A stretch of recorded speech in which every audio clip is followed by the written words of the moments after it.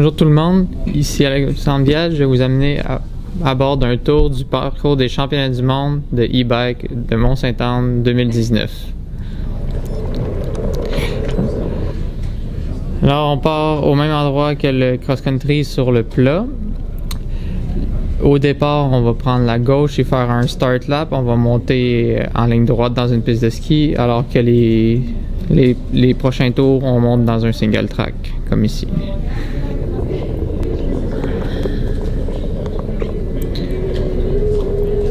Alors, on aborde la première section en forêt. C'est très sinueux.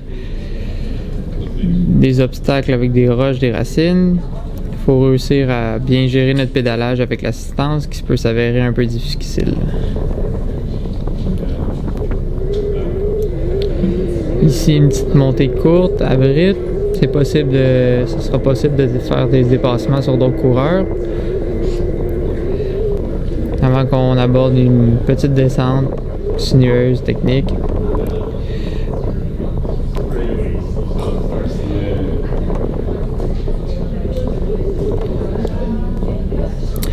Puis, cette section-là, c'est une des plus difficiles à faire. C'est vraiment sinueux.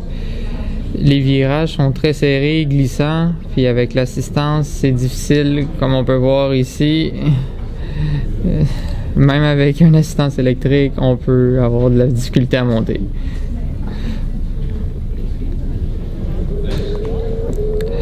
On essaie de prendre la vitesse avant un tas de roches. Il faut gérer où on met nos pédales pour pas accrocher sur les roches, mais avec l'assistance, encore là, c'est une particularité du e-bike qui diffère vraiment d'un vélo standard. Alors pour ceux qui connaissent un peu les anciens parcours de Coupe du Monde au Mont-Sainte-Anne, ici c'est le River Gap. Avant on descendait, là on le fait en montant. Je crois pas que c'est faisable en faisant avec un vélo régulier.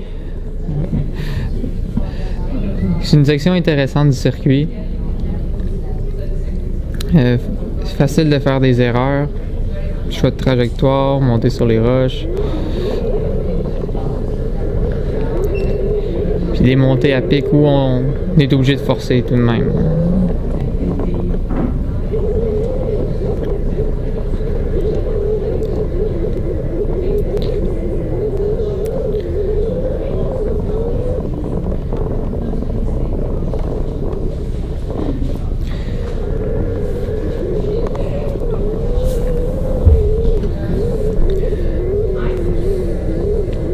Là, on aborde la principale montée du circuit, même si ça fait déjà un moment qu'on monte en single track. Mais là, on sort dans une piste de ski. C'est une montée assez abrupte, assez longue.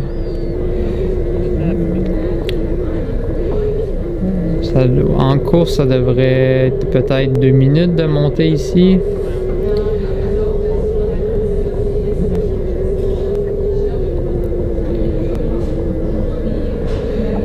Ça, c'est une montée où on voit vraiment la nécessité d'avoir un e-bike, puisqu'avec un vélo régulier, on ne serait pas en mesure de monter. La surface est pas très belle et régulière, des roches qui roulent.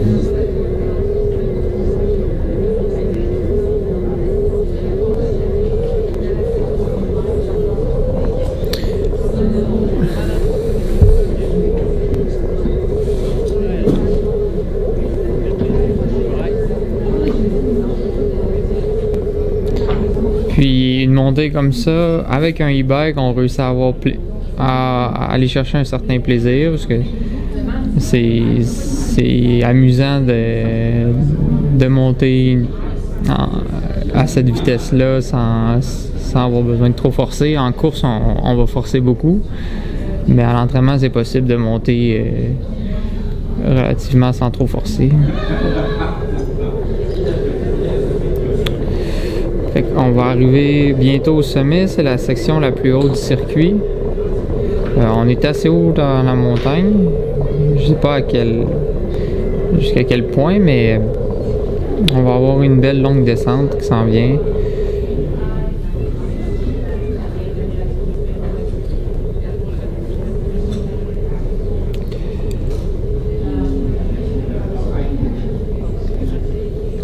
C'est une descente, je sais qu'ils ont fait des courses d'enduro, de ce que j'ai vu. Ça s'appelle la tordue. La descente, elle justifie vraiment l'usage d'un vélo avec un gros débattement, des gros pneus. Fait que c'est une descente technique, puis faire ça en course, en état de fatigue, ça va être un beau challenge. Il y a plusieurs lignes dans la descente. Il faut réussir à bien placer nos pneus pour éviter les risques de crevaison. Puis, ce qui est difficile, c'est que notre vélo est très lourd, un peu plus de 40 livres.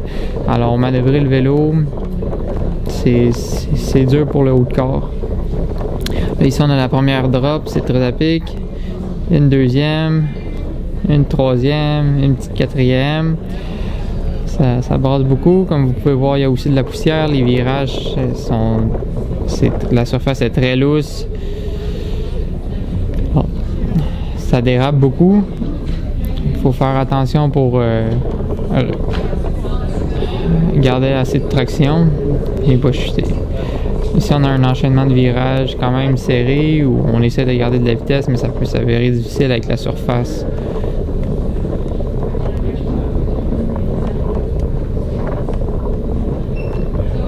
Puis un choix de ligne.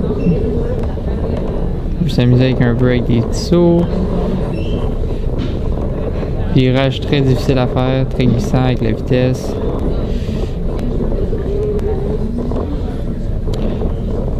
C'est un autre bon enchaînement rapide. Beaucoup d'obstacles. Naturel, c'est une belle descente naturelle, mais vraiment technique.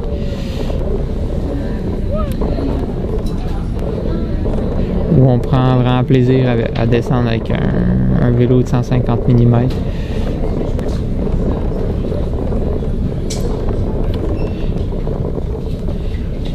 Ici, d'après moi, dans le 4e tour, le haut de corps va commencer à être très fatigué.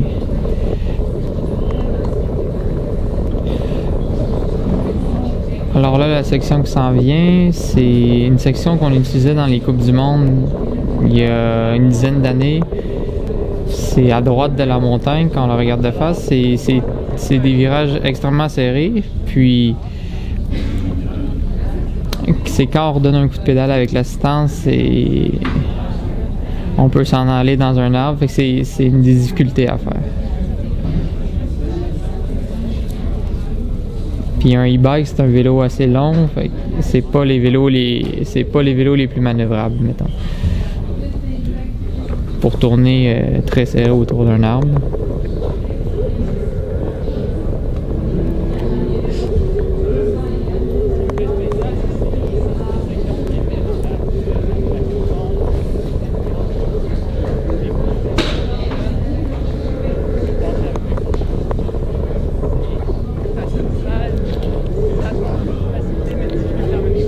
Pour juste embarquer sur le pont avec l'assistance, il faut être vraiment précis. C'est facile de sortir à l'extérieur du pont. Jeter.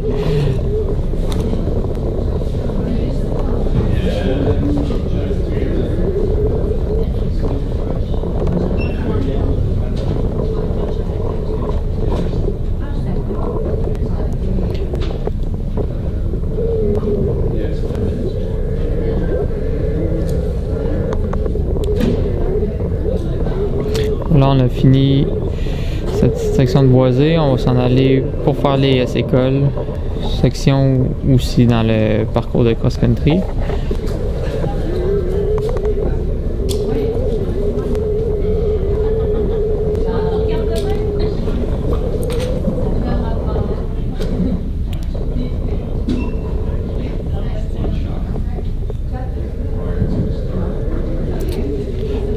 C'est vraiment dans des virages comme ça, à basse vitesse, où là, la relance avec l'assistance est incroyablement rapide. C'est une belle sensation.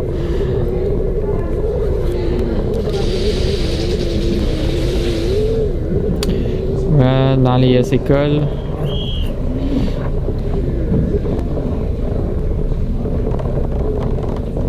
Super le fun à descendre.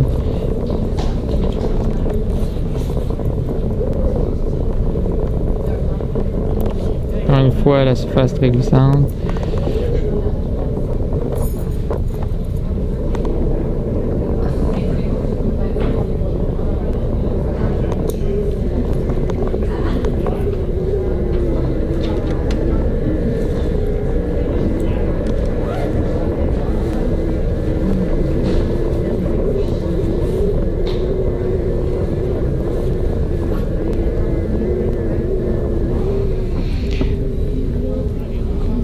On va s'en aller dans la section de la perdrix. Il va y avoir une belle route comme en motocross un peu. Puis nouveauté cette année dans la perdrix, on a changé un peu la drop, c'est les escaliers un peu. Avec un gros vélo, ça passe assez facilement. Mais ici, les virages.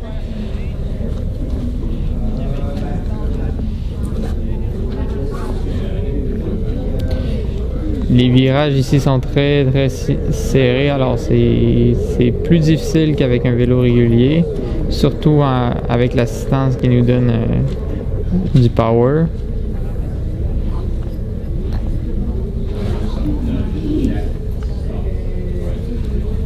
Une autre particularité que j'ai remarqué avec le e-bike, c'est qu'en plus de devoir anticiper nos changements de vitesse avant certaines sections, on doit anticiper le mode qu'on va utiliser, puis la hauteur de tige de selle, alors on est bien occupé.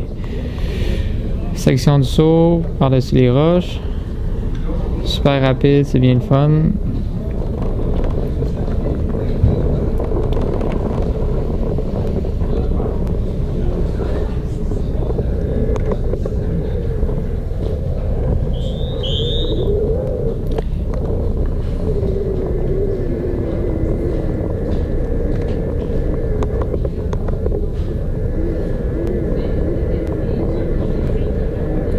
On arrive dans la section pump track. Section où c'est assez épuisant pour le haut du corps à pomper le gros vélo.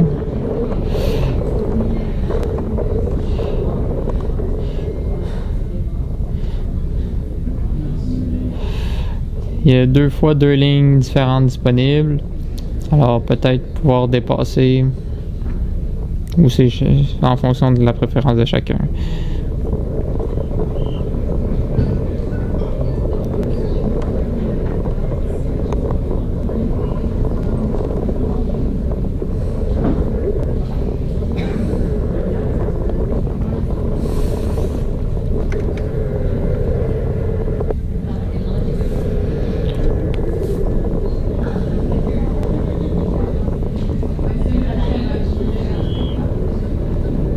On arrive pour la première fois dans la zone de ravitaillement. Mais on va passer 2 fois. La première boucle est un peu plus longue que la deuxième.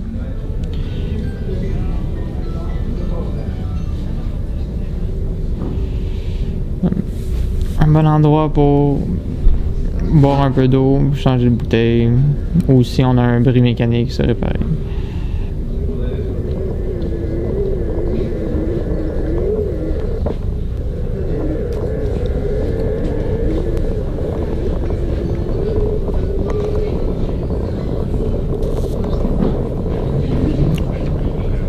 Là, une section comme ça, en descendant le gazon, on va au-dessus de 25 km/h, fait que l'assistance nous aide plus du tout.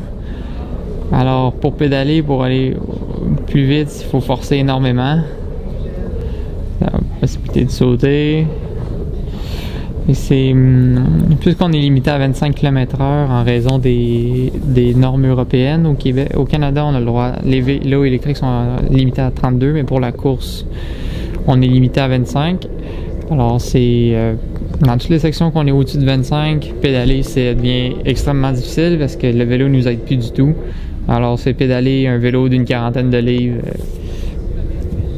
avec un gros débattement, c'est très forçant.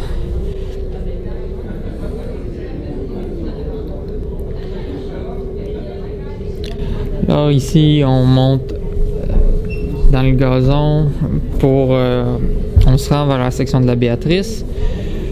On n'utilise pas la même montée que lors du cross-country. Alors, on prend pas l'enfer de Sainte-Anne. On monte l'ancienne montée, dans le fond, qu'on faisait dans les parcours de cross-country dans les années 2010 et début 2010 et un peu avant. Un chemin d'accès en gravier, c'est très à pic. Puis la surface est très abîmée. On se bat un peu pour l'adhérence.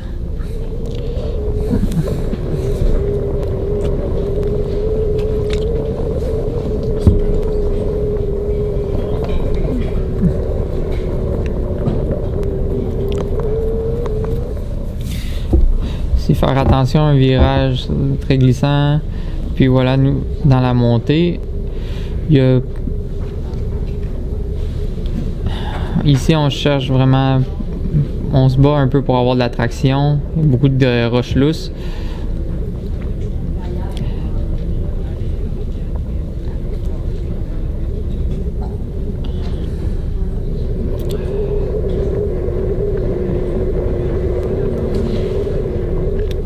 Puis on va rentrer dans la forêt, on va continuer à monter, mais ça va devenir beaucoup plus technique. Plusieurs choix de lignes ici. C'est une des dernières occasions pour faire un dépassement avant la descente de la Béatrice.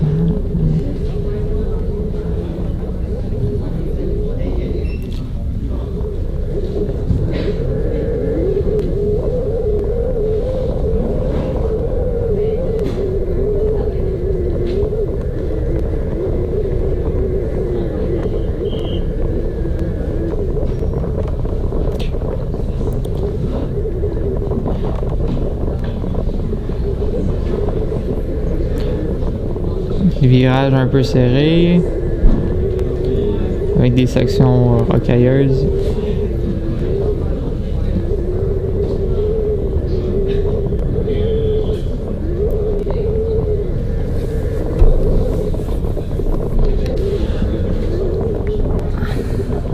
Alors là, dernière section boisée avant la Béatrice.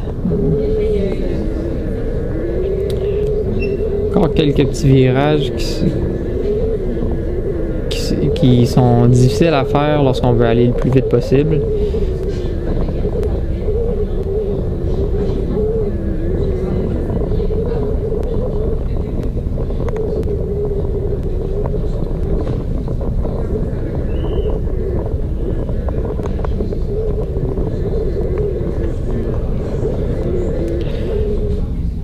Et voilà, là on bascule en dessous des gondoles pour aller rejoindre la Béatrice. Fait qu'ici on a un virage très rapide, glissant.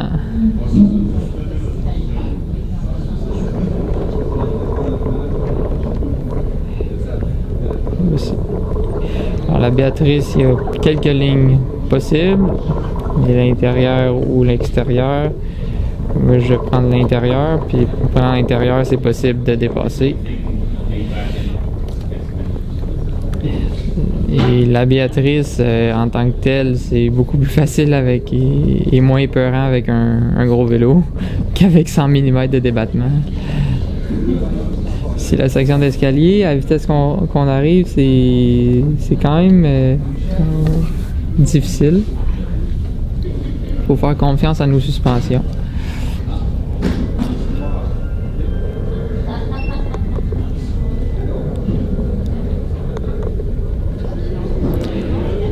Puis là, on arrive dans la montée de la Marmotte.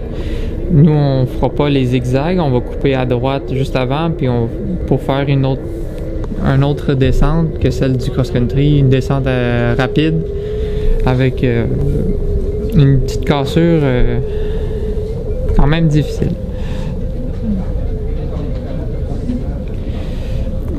Ici, c'est pas mal la dernière opportunité qu'on a pour dépasser avant l'arrivée. Après ça, la montée, peut-être, d'après moi, va être un peu trop courte.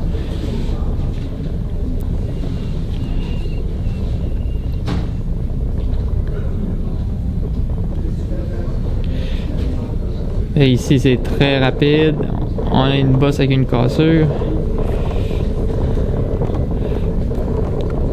Virage très glissant encore une fois.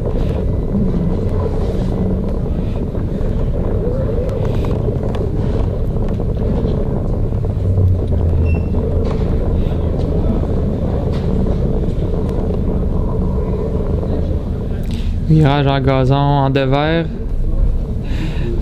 Mettre le pied pour s'assurer de ne pas chuter peut être une bonne chose.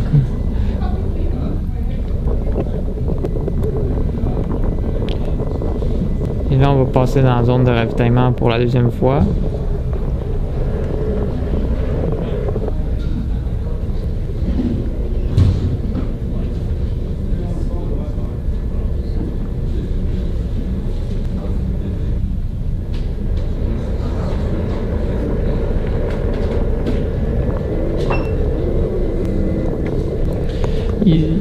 Le dernier petit push avant la ligne d'arrivée, je sais pas si ça va être possible de faire effectuer un dépassement ici en fin de course, parce que c'est très court.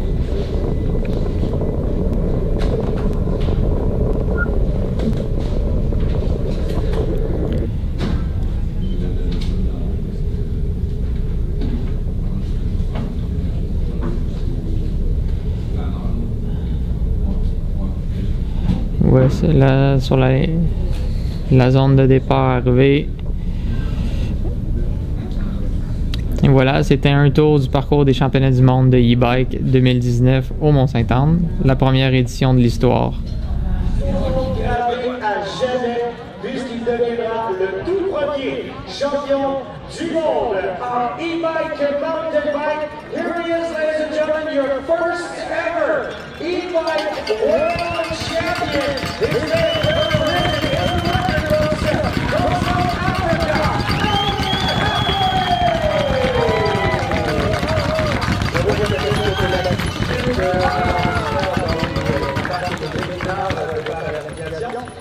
âgé de 23 ans, donc un gars qui passe à l'histoire à l'Amateur qui devrait aujourd'hui se souvenir de cette